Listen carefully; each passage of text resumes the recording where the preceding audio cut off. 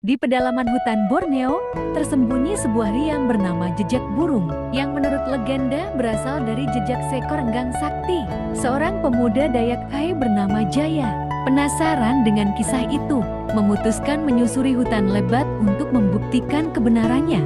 Setelah berhari-hari berjalan, ia akhirnya mendengar gemuruh air dan menemukan riam dengan batu-batu yang menyerupai jejak kaki burung. Saat ia berdiri tertegun, seekor enggang besar terbang di atasnya dan bersuara nyaring, seolah menyambutnya. Jaya pun sadar bahwa legenda itu benar adanya dan segera kembali ke desanya untuk menceritakan penemuannya. Sejak saat itu, riam jejak burung dijaga sebagai tempat suci oleh masyarakat setempat.